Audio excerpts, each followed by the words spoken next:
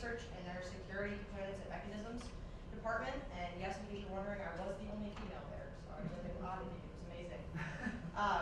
Today I'm going to talk about unwinding the runtime stack. It's essentially, I did a very small piece of a very large project that they're working on at the moment, but they kind of needed all the pieces to come together in order to create the project. So start with that. So intrusion detection. It's the runtime monitoring of a computer system with the goal of detecting malicious activity. There are 3 different approaches. You have misuse detection, specification-based detection, and anomaly detection. Our work focused on anomaly detection. So essentially, when you have a running program, it communicates with the operating system with a language called system calls. And the intrusion detection sits inside of the operating system. And essentially, it kind of just watches the program, monitors the conversation that the running program is having with the operating system. And it kind of decides and generates an alarm if it believes that the program's behavior gets out of control, becomes anomalous. It can be extremely difficult to detect anomalous behavior, especially since the phrase anomalous behavior is so vague. But consistent and good detection of anomalous behavior can be extremely beneficial to detection of intrusions and malicious behavior. So I'm going to expand a little bit on anomaly detection. So anomaly detection basically generates alarm if the program's behavior becomes too anomalous. You construct a profile representing what's considered normal behavior, and then you check the program's behavior against this profile at runtime. And you'll only want to generate alarm if the deviation in the behavior becomes too significant. Obviously, you can't generate alarm every time one little thing is different, so you have to develop what's a threshold scheme. So when it surpasses, we'll say, X misses or X weird interactions, that's when you're going to generate alarm. Program behavior. So we base this off of a sequence of system calls issued in a given execution. We want to do this constructed using a sampling size due to size restriction. As you can imagine, trying to store every single system call ever for a running program would just be too large. So they use something called an n-gram model. They essentially pull short, generally overlapping sequences of system calls, and they store that in a profile and check your running program against that at runtime.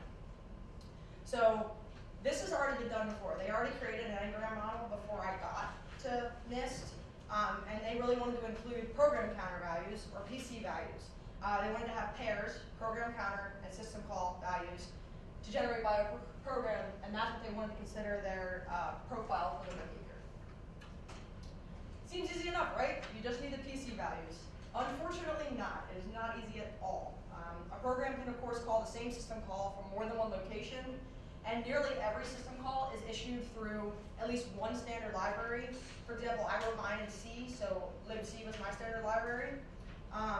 So if we use the literal program counter value at the time of trap to a kernel, the PC values reflect the structure of standard libraries instead of the structure of calling applications. And I'll just show you the picture that they drew me on the first day of mine, when this was all sounded like gibberish. So here we have your running program, and down here you're going to have your kernel. That looks like English. All right, so the program is going to talk to the kernel through system calls. It would be all hunky-dory if it went straight from the program to the kernel with this system call, but usually there's something in the middle, like a library. In my case, it was libc. So the program talks to libc in its version of mini system calls or library calls. And then from the library, we issue our system calls to the kernel. So this is where the problem lies. We want to make a program that sits here and knows what the system calls look like, but you can't just pull the time of trap because you're timing the trap or the PC value from the library, and we want the PC value from up here. So this is where the trouble begins. You have to get through the library to the PC value up here. So like I said, we want the PC values of the system calls just prior to invoking our standard library call. So this is where it's necessary to unwind the application stack to reach the desired call set. And this is where I came in. And sometimes it can be even more complex than just one library, because as you know, sometimes you can count include more than one library, and it can traverse through several libraries before we reach the kernel trap. So this is really where the motivation for my project came from. We wanted to supply more information to the intrusion detection system, And as you can see in this picture, so we have a running program, and for example, it has 2 write system calls in it. This is not exactly what a running program looks like, you guys know that.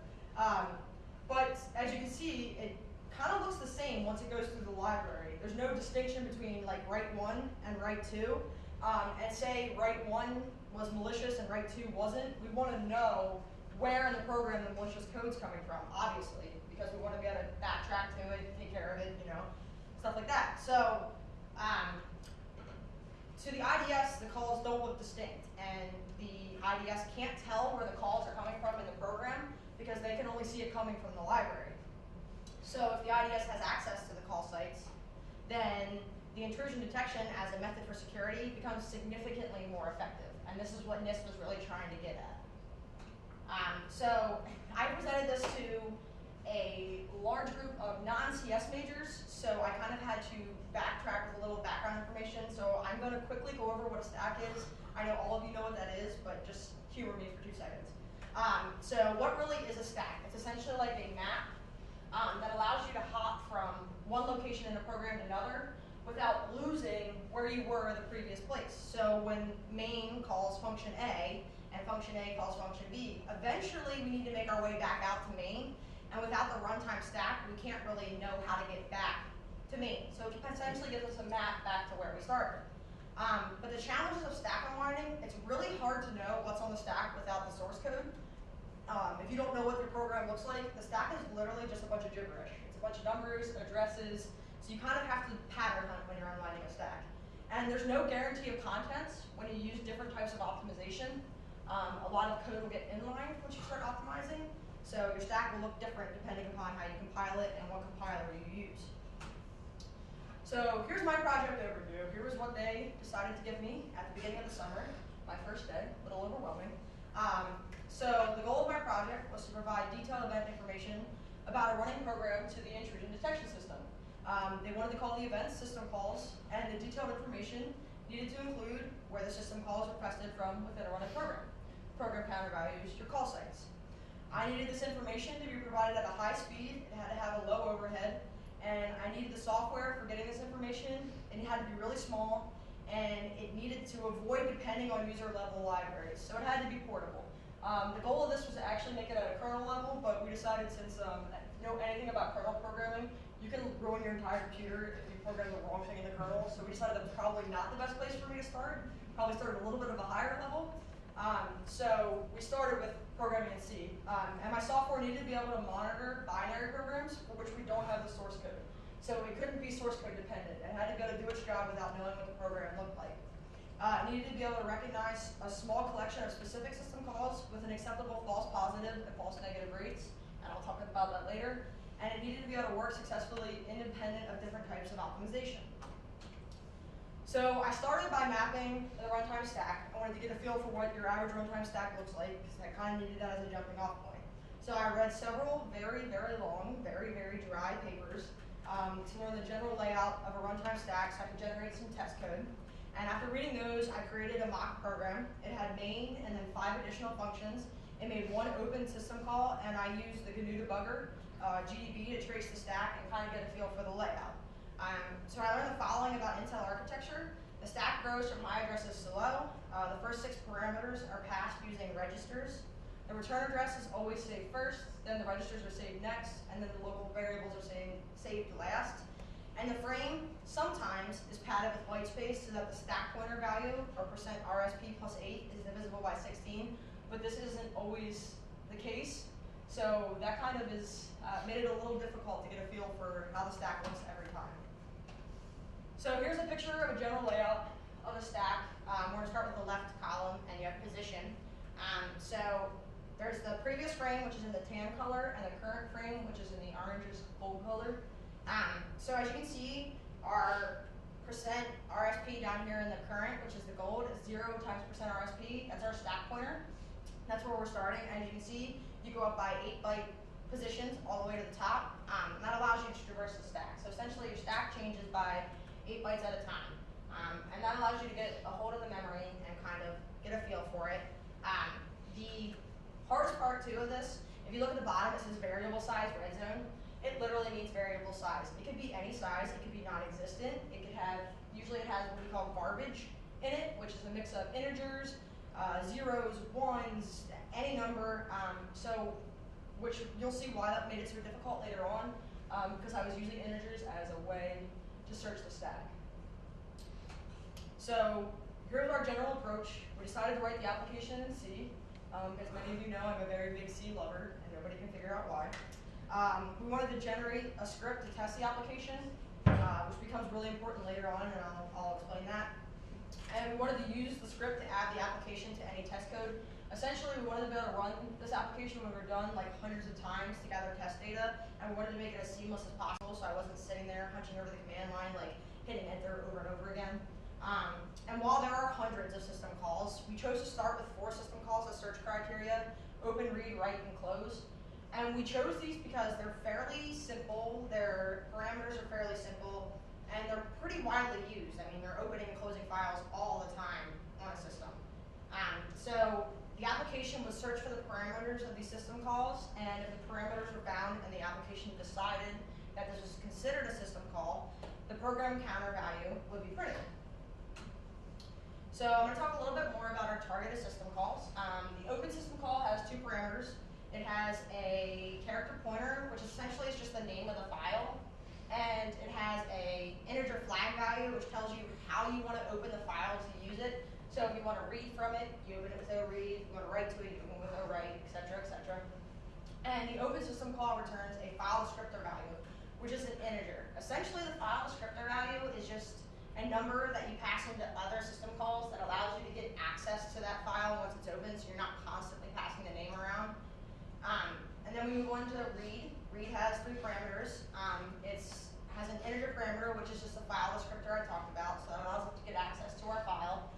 It has a buffer, which is the place in memory that we're going to read into, and it has a size t, which is the number of characters that you want to read out, if that makes sense. And then write is essentially the same, except for that buffer is the place in memory that holds what we're writing to the file. And then you have close, which just closes your file. There are a lot of difficulties in using these 4 system calls. The integer values for file descriptor are usually between the integer of 3 and 10. You remember that white space I was talking about that has all the integer values in it that are like between like 0 and 10? So you can imagine that could give you cause for a lot of false positives, which made writing this extremely difficult. So we reached my first version, and I'm going to kind of walk you through what it looked like and what my thought process was. So at first, I calculated the stack pointer value and passed it to my Unwinding application. And this gave me my starting off point to calculate program counter values later on. So from there, I used the stack pointer to trace the stack 4 bytes at a time. And at each location, I pulled the value and I said, okay, is this an integer between 3 and 10? Because that's going to essentially satisfy the integer values for read and write, because that's where I first started tackling the problem at. So we assumed our file descriptor values are between 3 and 10. If the value matched somewhere between 3 and 10, then the memory 8 bytes below was checked. And the reasoning for this is the memory 8 bytes below would hold your buffer or your character pointer. So I kind of had to get a feel for what the character pointer looked like, and the way I did this was I checked to see if it was considered to be what I called a viable address. So essentially, I checked the value and see if it pointed to something, and if it did, I called it an address. If it didn't, then I assumed that it wasn't a system call. So if it did, I printed the program counter value at that point. I called it a read or write system call, and I went about my merry way. If it didn't, then I repeated the process all over again until I got to the end of the stack. So essentially, I hopped 4 bytes at a time, pulled the value at that 4 bytes, checked to see if it was a value between 3 and 10. If it was, I checked the value 8 bytes below. If I considered that to be a viable address, I called it a read or write system call, and I printed a program counter value. If it wasn't considered a viable address, or if at any point the value was not between 3 and 10, I just went to the 4 bytes of memory, and I continued this process until I reached the top of my stack. Version 1 successes and problems. Version 1 didn't really have a whole lot of successes. I had the theory down for what I wanted to do, and it compiled, and it ran. That was about it, which I was happy with, I guess, as a starting off point. But it had some major problems. There was no stopping point for my unwinding application because I still hadn't figured out how to pass in the top of the stack, so it just kept going until it segfaulted or just kept going forever. I wasn't calculating the correct program counter value, which, like, if you were listening, that was the whole point of my project, was to calculate the program counter value. So that was a little bit of an issue. And I was actually calculating the wrong stack pointer value, so I wasn't even starting in the right spot. It was extremely inefficient. Like, the number of false positives was ridiculous. Ridiculous. And it wasn't working for the 4 system calls I had set out to start for it to work. It only worked for 2, so it barely worked for 2. So I was only 50% of the way there. So went back to the drawing table, we started over with version 2, and I kept everything I had for version 1, but we fixed some stuff. So I made it usable for more than just read and write system calls. I checked to see if it was a file descriptor or a flag value, which allowed me to differentiate between the different types of system calls. And I finally figured out a way to calculate my stack pointer and pass it into the program rather than calculating it inside, which finally gave me the correct jumping off point. So for open, we know the pattern for open. We know what it passes in. It passes in the character pointer, and it passes in the flag values. So in order to assess the open and close system calls, I kind of had to get a feel for the pattern of them. And with close, I knew the possible file descriptor values, and that was the only indicator we had for a closed system call, was the integer between 3 and 10.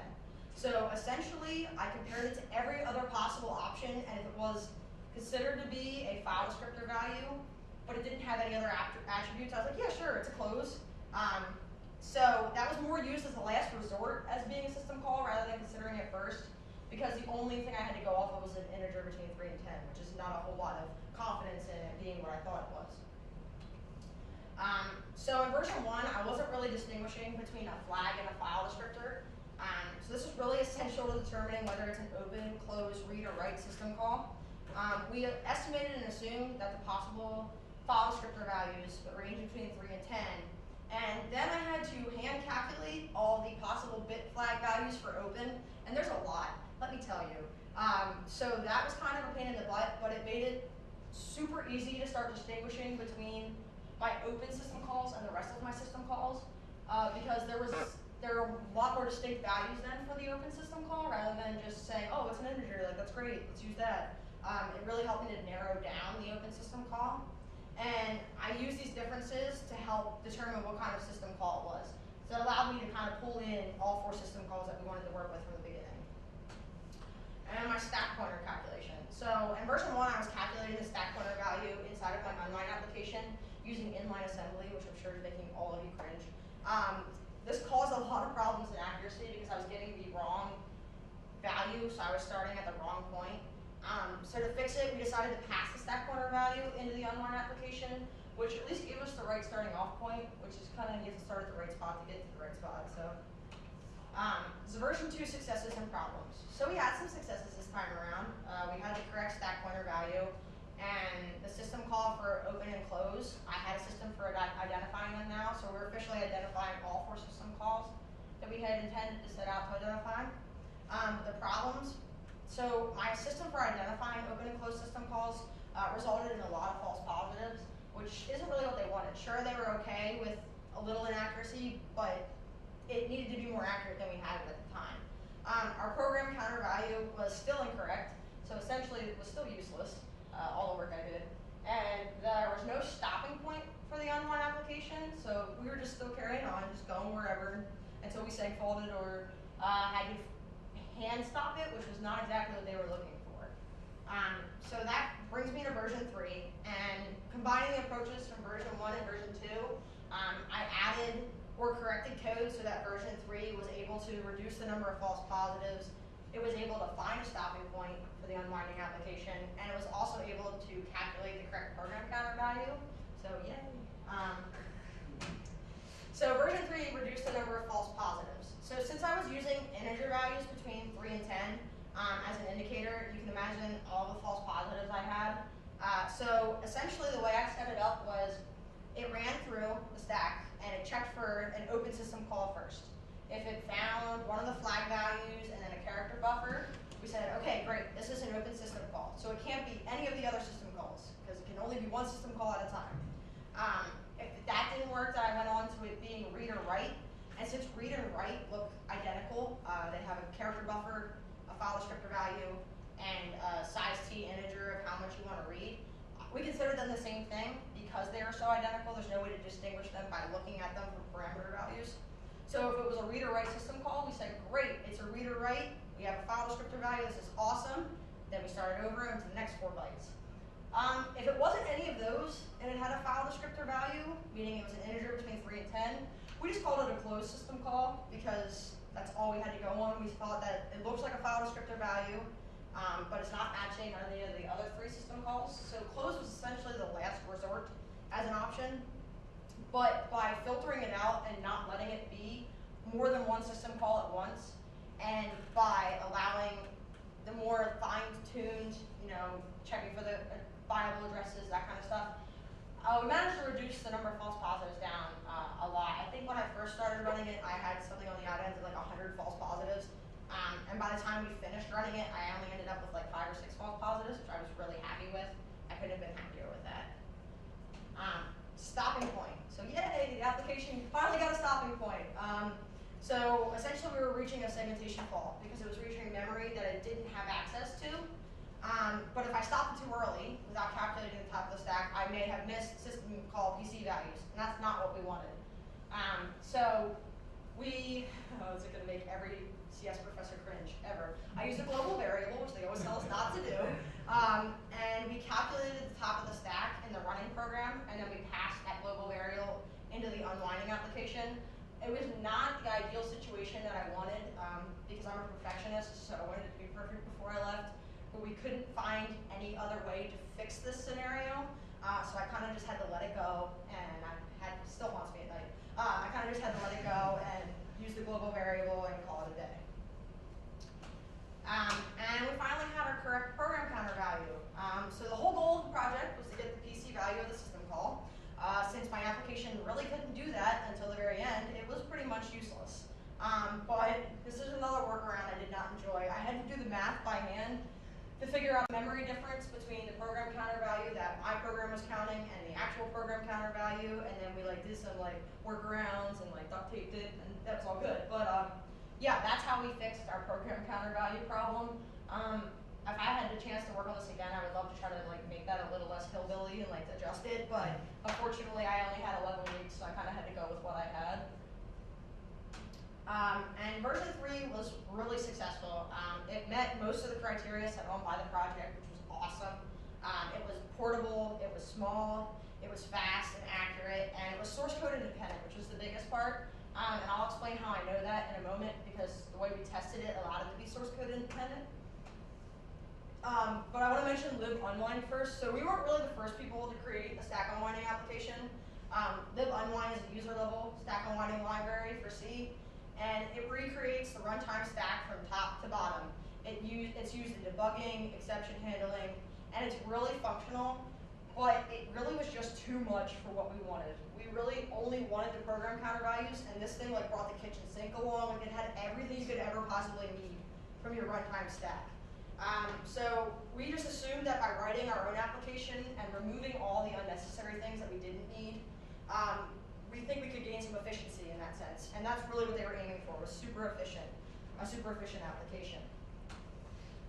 So testing is super important, and to test our application, Lee, who was my mentor at NIST, and I developed a Python script that could generate pseudo-random code. So essentially the script would allow you to enter a desired number of functions, 26 because we named them function A through function Z. And these functions would have random return types that would be decided by the testing function. And each function would have a random number of arguments, also decided by the script. And the arguments would have random return types, also decided by the script. And the functions would call one another while passing the correct parameters. And one of the functions would be a mock version of one of the 4 system calls: open, read, write, and close. You cannot use an actual system call because then it directly kernel traps and it's just a mess. So we had to do a mock version of it until I put it into the kernel, my application into the kernel. The system call function, it would look identical, absolutely identical to a system call, other than it not actually being a system call. We label them as like fake open, fake read, fake write. And so the unwind function would be at the top. So the way this script worked is it had all of my code in a comment, and it had all these functions that generated essentially a functional C program, and you would compile it and you would run it, and it would literally create a C file that you could run. My office mates were like confused why I was so excited about this. I just thought it was the coolest thing ever. I was like, look, if I just type a command, it gives me a whole program. But it was really cool, and that's the way we did a workaround, because that way I didn't know what my test function looked like before I got there. I had no idea I had no idea what the return types would be, which depending upon the type would change how big parts of the stack were. I didn't know how many arguments there were going to be. I didn't know the return types of the arguments. So it essentially allowed my stack aligning application to test its accuracy on something where I don't know what the code's going to look like going in. So this is a mock picture of essentially the script. So the script's a black box, and we would run it, and it would spit out a .c file that had all these functions: main calling A, calling B, calling C, etc., etc. And as you can see, there's a fake system call. So the fake system call would keep calling, would go all the way up until we reached the number of functions that we wanted, and then it would call something called hook, and hook essentially had the unwind code inside of it. So that's how we started the unwind function. So from hook, then we would go into the unwind application, and it would do its deed, and then return, and it would all be hunky-dory. Wouldn't know the difference. So this was extremely important. We needed to be able to actually test the accuracy of the function. And as you can imagine, when you would write a hand-write test function or a test program, you kind of already know what the stack's going to look like, because you know how many functions you put in it, you know what the return types are, and even if you're not trying to tailor your unwind application to it, I think mentally you're going to do it anyway, because you already know what it looks like.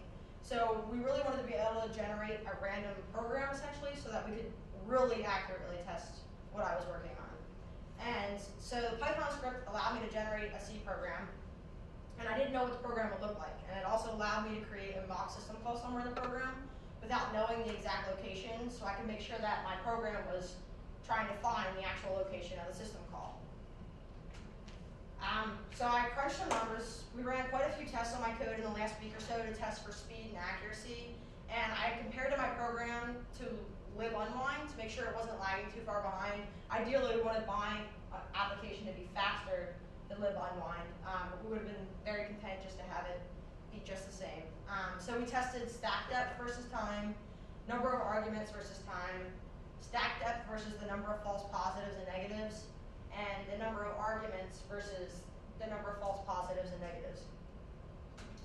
I don't know how poor the quality of this graph is, so I apologize in advance.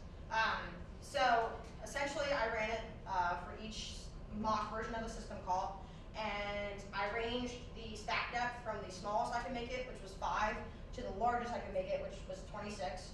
And as you imagine, the time increased. So the time to unwind the stack is obviously going to grow as the stack gets bigger. That's kind of an intuitive idea, but I always, as a math person, like to crunch the numbers before I state my facts. So I wanted to make sure that what I thought was true would be true. And then I tested the number of arguments versus time. So my thought was that if I increase the number of arguments that I pass into my functions, that, by the way, I held the stack depth constant for this, just to be clear. That the more arguments you pass in, the more it's going to have to flip through, the more time it's going to take to do it. Well, this graph just says absolutely none of that. There's no correlation at all. So I guess the number of arguments doesn't really affect the time that it takes to run it. But I would like to delve a little farther into that to see if maybe it was just the fact that I didn't run it enough times to actually get accurate test data. So then I tested stack depth versus number of false positives and negatives. So a false positive is every time that my unwinding application thinks there's a system call, and there's not. And a false negative is every time that my unwinding application ignores a system call, and there is one. So here again, I thought that the more room you give the unwinding application to traverse, the worse it's going to be on false positives and negatives. Yeah, that's not true either. So there's really no correlation between that. And again, I think I would like to run more test data to see if I could maybe find some kind of correlation, because it just blows my mind that there is none. And then lastly, I ran the number of arguments versus the number of false positives and negatives. Again, I was thinking the more things you give it the check, the more it's going to think it has system calls. And once again, I was wrong. So I don't know if it's the way I tested it, if it's the depth I chose to use, what it was, but there really appears to be no correlation between the two. So I would really also like to look into that a little bit more, because I really have trouble wrapping my mind around that. So future work. I feel like I barely got anything done in the 11 weeks that I was there. They handed me this huge abstract of the project, and I feel like I accomplished the first paragraph. So there's so much left that can be done. We can really address specificity. So the application can identify 4 system calls. There's hundreds of system calls. So essentially, it's a start to what they want to reach, but at the moment, it's really only working for 4 things. And 4 out of hundreds is not so good. So we would like maybe to expand it to be usable for more than 4 system calls. Portability. So the application is written in C, but the project really wanted it to be a kernel level program. I had no kernel programming experience, so I did not feel comfortable jumping right into that, especially when I'm trying to figure out how to do this project in the first place, plus trying to teach myself how to program something that could potentially be extremely hazardous to the computer I was using. So we would really like to rewrite the application so that it can be used for the kernel, and so it can also be used for any type of source code, not just C, but Python, C++, Java, etc. And optimization. So it works really great for standard optimization. But when you set different flags, all of a sudden your stack disappears and code becomes inlined. So it's really hard for my stack unwinding application to hunt through a non-existent stack. So we didn't really address that issue. That was kind of we swept that under the rug, pretended like it didn't exist until we got to the end of the summer, and we're like, oh darn, we're out of time. So the next step, we would really like to rewrite the application to handle optimization on top of everything else that it's handling at the moment.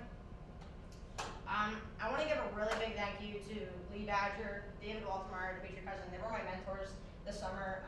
They put up with me all summer, I don't know how, and they really guided me because I was a hot mess when I got there. I had no idea what I was doing, and that stressed me out. I want to thank the NIST CERF program, and I want to thank Dr. Schwartz, because without her, I probably wouldn't have gotten into the program. She's the one who really fine-tuned our application and sent our applications in. She's not here, unfortunately. She's going to Vienna. But it's just, I really don't know if I would have been able to do it without her. These are the couple of references that I used in case you guys are interested in reading 80-page AMD 64 architecture supplements. Hit me up, I still have them. And are there any questions? And if there are any questions you guys don't ask now, I wrote my email down on the off chance that you're still paying attention and you do have any questions. And that's all I've got.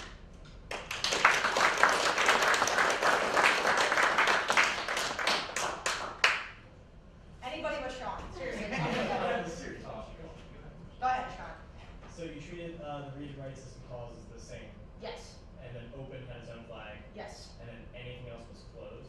Yes, unfortunately. Okay, so for the hundreds of system calls, everything was just treated as closed for the time being, because you were only addressing the 4. Well, the way we set up our test program was that so we only used mock versions of read, write, open, and close. So that would be the only 4 we were going to encounter. As far as read and write are concerned, if you take the name away, they look identical to each other. So when I don't know if it's read or write, and I'm just unwinding the stack looking for things, little pieces, I'm like, oh, that's a read write. I can't tell because they're exactly the same parameters. And open had a bunch of bit flags, which kind of allowed me to narrow it down to being open. Close had an integer value between 3 and 10, and so I pretty much figured if I made it through all the other system calls and it didn't match any of that, it had to be close, it just had to be. So that's kind of how we addressed the situation. Just because close didn't have any other parameters to make it so distinct other than just one parameter value. So close was kind of like the redheaded stepchild that everybody ignores, just kind of leave it at the bottom and picks up all the slack. So for the hundreds of other system calls that were could be potentially detected from your algorithm, let's say they also have their own bit flags, like open did. Yeah. You would have to hand calculate each of those bit flags. I don't really want to think about it, but yeah, no, I But, would. Yes, I would have to hand calculate the bit flags for it. But a lot of other to start at the least complicated and work our way up, rather than smothering me and watching me weep every day. So yeah, we started with those four because they're really straightforward and the parameters are really straightforward. But if you like pull up, like I had a whole table full of system calls that had everything in it, and Lee was like, pick 4, and I'm like, okay. So I went in and I was like, this one looks easy and this one looks easy. And I took him some, and he's like, no, those are too complicated. Go easier than that. So I would really like to address stuff that I didn't get the opportunity to, especially with the system calls, because I just feel like it's not really worthwhile to have what I have if it can't address more than 4 system calls out of like 200 something. So that's definitely something to work on later. Like this is probably like at least a 5-year project, and I spent 11 weeks of my life working on a 5-year project. So there's so much left, and I spent the first 3 weeks like trying to like self-evaluate, like was I good enough for this? Could I figure things out? And so had I not had a meltdown in the first 3 weeks, I probably would have gotten a little more done. But I had to take the path to self-discovery of, can I get this done? Yes, okay, here's all the background I need to know, and now I can actually start the project. So, yeah, Dr. Liffey. I noticed in your references that, that you're dealing with a particular architecture. Yes. Was there a particular operating system the target was?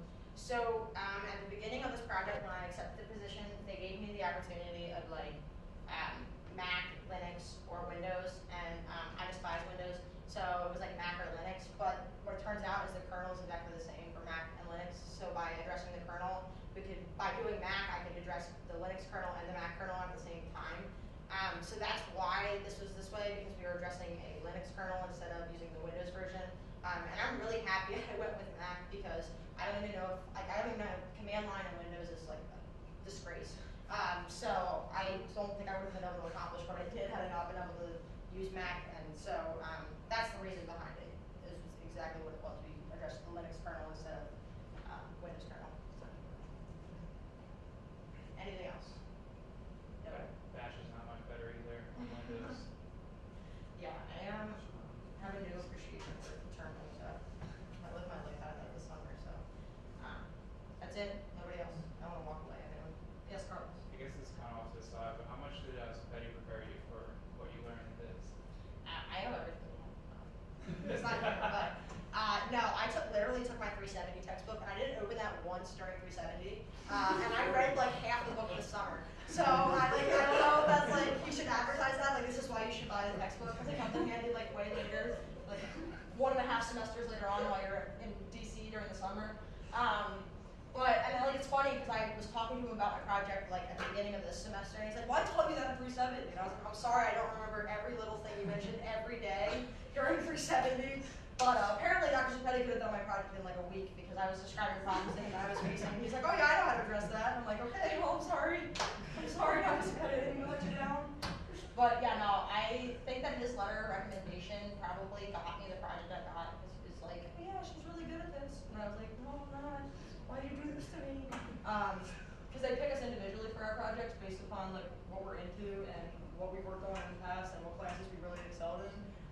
So like I got there and I was like, oh, this is just 370 extended version, like expert mode.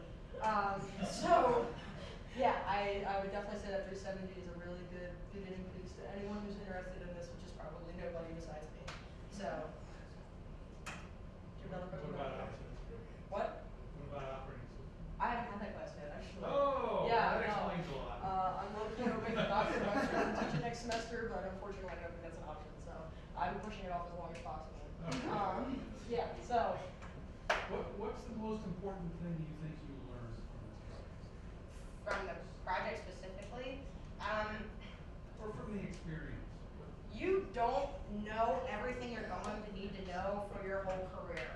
This prepares you for a way of thinking and not so much on information. Like sure, it helped that I had 370 and I had all this background, but the biggest thing I can express is the fact that like, if you don't understand something, when you're working for a place like this, like my mentors, I saw them once a week if I was lucky. So if I had questions, it was like hold on to it for a whole week or figure it out on my own. Stack Overflow is great, by the way. So when you go out in the real field, you're gonna have to learn how to teach yourself a lot of things.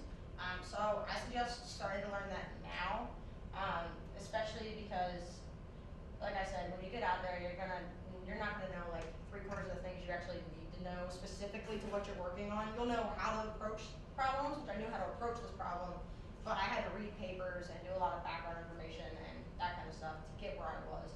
So the biggest thing I can stress is learn how to be able to teach yourself everything you ever thought you needed to know, and then some. Once you turn one corner, there's 55 other problems around the other one. Yeah, so that's my tiny caveat, teaching yourself. Anyone else?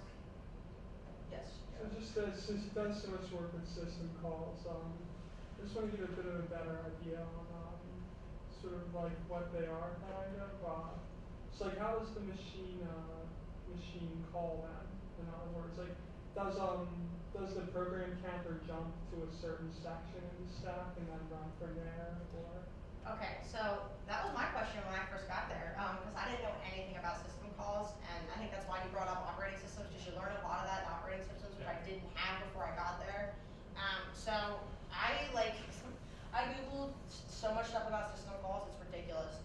And from my understanding, this is kind of how it works. So when you run a program, and you call, for example, like the open file version of libc, so libc has something built in that allows you to open a file. So it goes to the library, and the library is essentially what's made up of system calls, indirectly. And from the library, it issues like a system call request to the kernel, and it does something called a trap, where it locks in. And based upon the system call, you use a certain numbers issued, and then some magical stuff happens in the kernel that I'm not 100% sure on.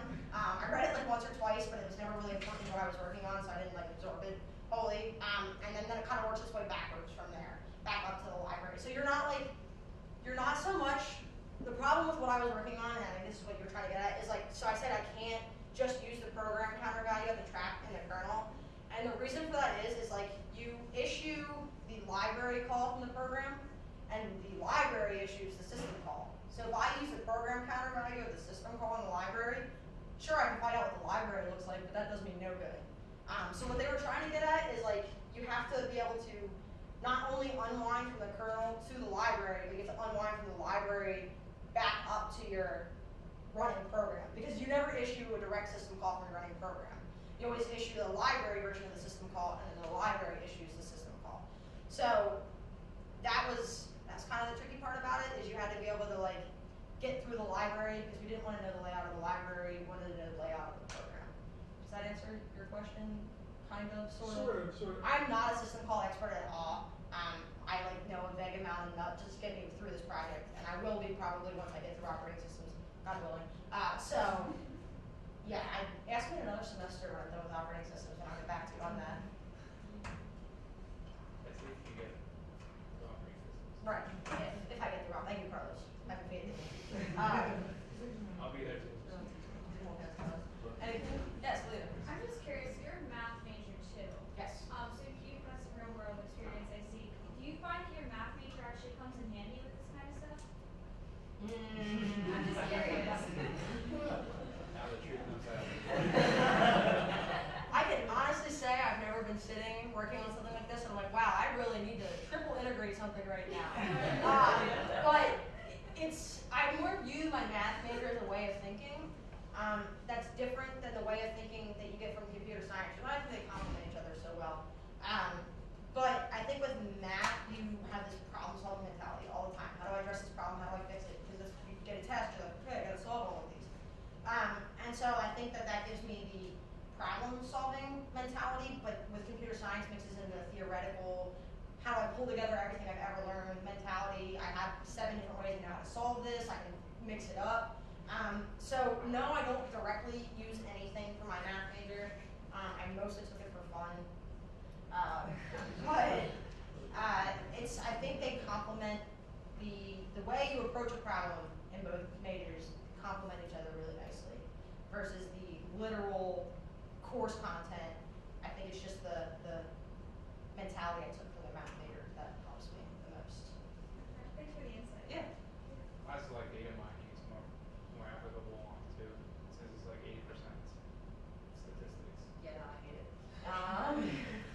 No, I don't actually hate it. I just don't like stats. It's like something personal. You guys can't understand. Stats might go way back. Any other questions? I'll be around. You guys don't like have to. If it hits you at a later date, I see most of you on a regular